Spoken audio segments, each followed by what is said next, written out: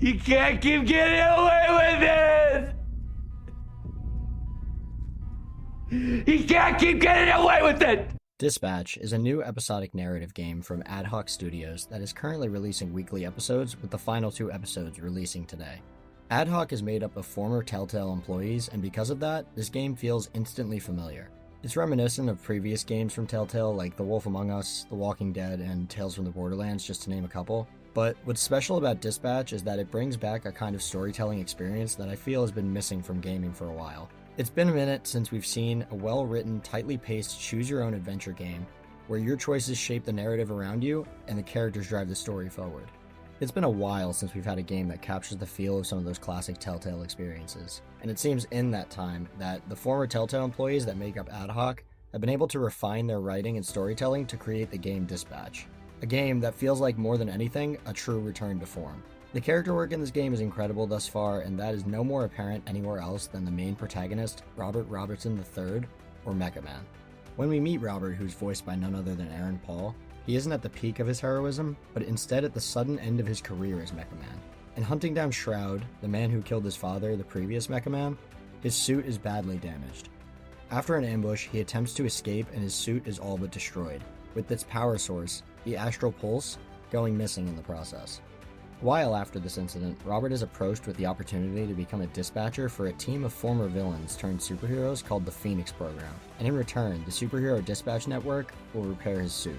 He accepts, and it's his dispatch work at SDN that primarily makes up the gameplay of Dispatch. I won't be touching too much on the gameplay in this video, but I will say that it's incredibly fun. Many people online have gone so far as to even ask for a sort of roguelike endless mode version of it, but for this particular video I will be focusing on Robert as a character and what makes him so great.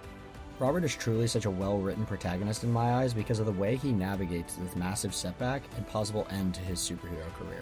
I think in any other story it's easy to see where this goes. He begrudgingly accepts the dispatcher job as a means to an end to get his suit fixed and be on his way. But Robert's story is unique in that, yes, he accepts the dispatch job as a way to get his suit repaired in the hopes that he can be Mecha Man again, but he also takes the dispatching job in stride. Not only does he not waste time sulking about or half-assing his role at SDN, but he immediately puts his best effort into the work. He shifts into this role so naturally and approaches being a dispatcher with the same inherent heroism that he brought to being Mecha Man. The writers understand that we as an audience have seen the fallen, broken hero story before, and instead opt to craft a protagonist who is just charmingly heroic and has an unwavering desire to help people because it's who he is at his core.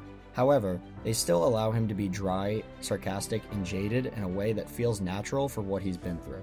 He cuts through serious situations with humor, but doesn't ignore the severity and importance of what he's doing. He isn't arrogant about his time as a hero, but is confident in his decisions and interactions with the other characters. Robert seems to possess no resentment for having lost his ability to be a traditional superhero, and is actually incredibly competent and invested in his new position. He takes time to manage, advise, and mentor the people around him, even when he doesn't have a real need to. Hey, I want you to know us fixing your suit is not contingent on you fixing the Z-Team. I wouldn't do that to you. That's good to know.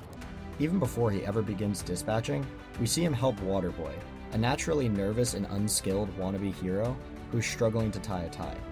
Later too, depending on the choices you make, Robert even has the opportunity to make him a member of the Z-Team as a means to prove himself to be one of the real heroes, even motivating him to continue after his first day doesn't go well. The alternate choice to Waterboy at this point in the narrative would be Phenomena.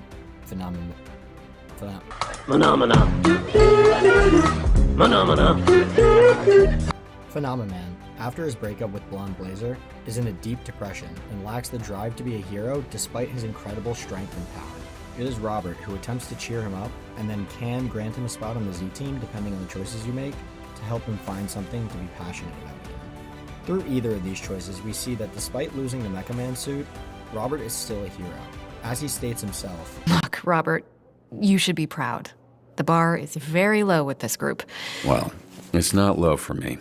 Look, I like to make a joke and keep things light as much as the next person. But when it comes to work, I'm not fucking around here. If you want the Phoenix program to survive, the bar needs to go up. And how would we do that? By treating the Z-Team like what they are, a bunch of villains. And leading a supervillain team takes a different approach than a superhero team.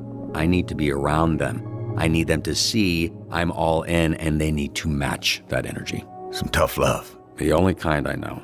and based on what I've seen, the only version they'll respond to. He wants these villains to do better, to be better, because he completely understands the potential of someone to become a hero.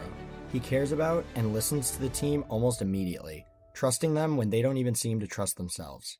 There's also his pep talk to Invisigal in the park when the Z-Team is threatened with cutting the lowest member on the leaderboard, which at the time happened to be her. Regardless of the specific dialogue choices you make, the general idea behind what Robert says to her here is the same. There is no predetermined path that a person has to take. Fate does not define who you are. You do.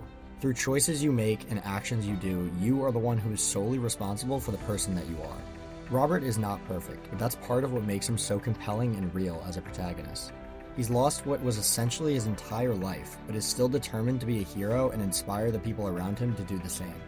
It's rare to me that we see a protagonist feel this authentically and believably good without coming off as naive, one-dimensional, or unrealistic.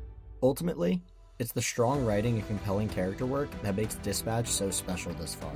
Obviously, at the time of this recording, it remains to be seen if it sticks the landing with the final 2 episodes, but I struggle to believe that it won't based on the incredibly strong quality of the first 6. Robert Robertson III isn't a hero because he was Mecha Man. He's a hero because it's what he chooses to be. If Ad Hoc keeps this level of narrative focus through the finale of Dispatch, it stands to be a strong contender for one of the best games of the year, and a gold standard for how strong storytelling can be in video games.